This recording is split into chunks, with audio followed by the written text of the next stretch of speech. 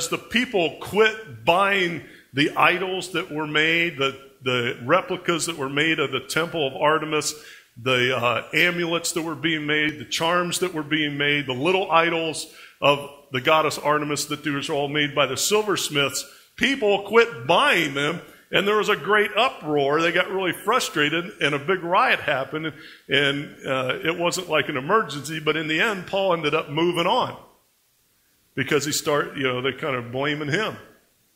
So it's an amazing thing that this event takes place. And it's really interesting because all these people were convicted through the Holy Spirit, and they came and burned this stuff in a public bonfire. Now, let's jump to the Old Testament, 2 Kings, chapter 22 and 23. And there's a whole bunch of fill in the blanks here.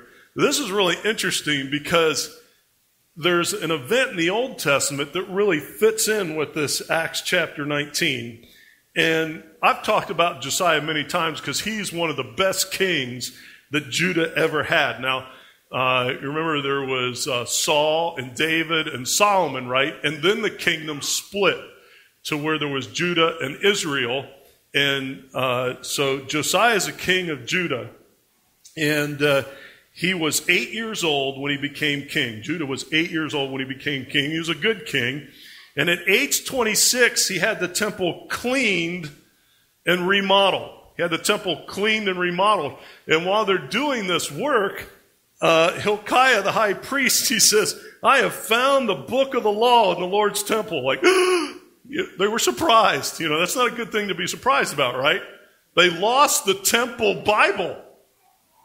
Now, we don't know if they lost the whole Pentateuch, the first 5 books of the Bible, or they just lost Deuteronomy. Nobody's really sure, but it doesn't really matter. They lost the law. They lost the rule book. They lost the master plan of life, and it was missing. Somebody stuck it in a trunk somewhere. And they found it, and they were like, wow, look at this. And then it says, so Shaphan read it to the king. Okay, so this is the king's executive assistant. And he reads the book to Josiah. Josiah's response is, we have not been doing everything the book says we must do. He tore his clothes.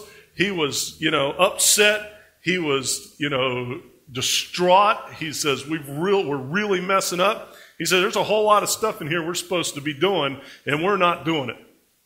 We're going to get this right. So then the king took his place of authority. He took his place of authority. He stood where the king declared, laws and rules. So he took his place of authority beside the pillar and renewed the covenant in the Lord's presence. And all the people pledged themselves to the covenant. They pledged themselves to the covenant. We had a salt covenant at Second Watch Friday night. Second Watch was awesome. If you missed it, you need to be here next month, second Friday of the month. It was really good. We had a great baptism, had the salt covenant, new members come in. Really, really good. But here's the king. And this is really cool because he steps up and he takes responsibility. Even though the book had been missing and he didn't even know what he was supposed to be doing. You know what our kind of response is in our culture is if we don't know what the rule book is, we say, well, I didn't know. It's not my fault, right?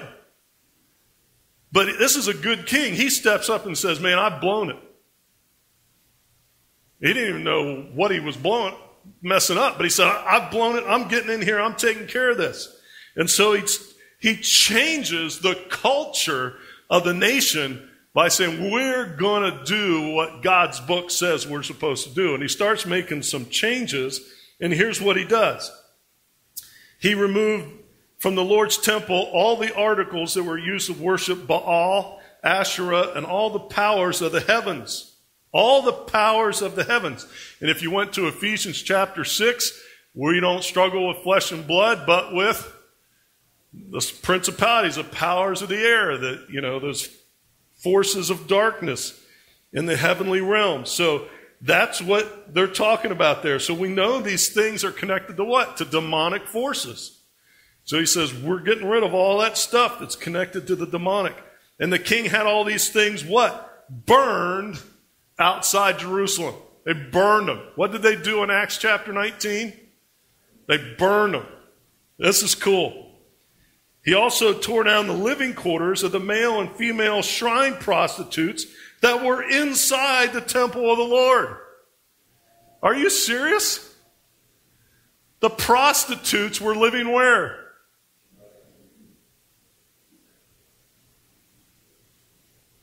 I mean, if you go to a church and there's prostitutes living in it, that's a good sign they're off base, right?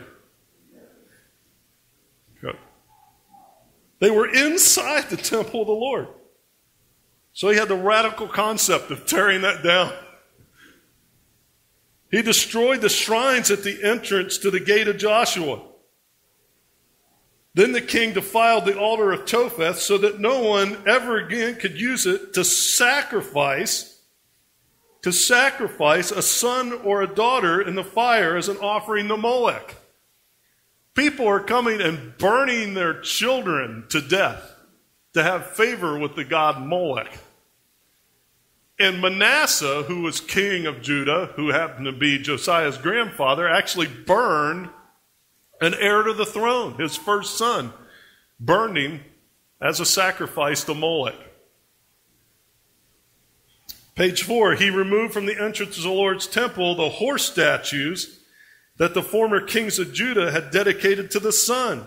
The horse statues that were dedicated to the sun, he took those out, and he also burned the chariots dedicated to the sun. He came to the temple entrance, and here are idols that are dedicated to the sun, horses and chariots. You can't even get in the gate to the temple. Josiah tore down the altars that the kings of Judah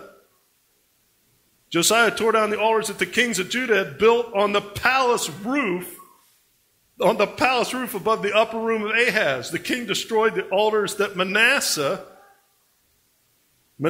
had built in the two courtyards of the Lord's temple.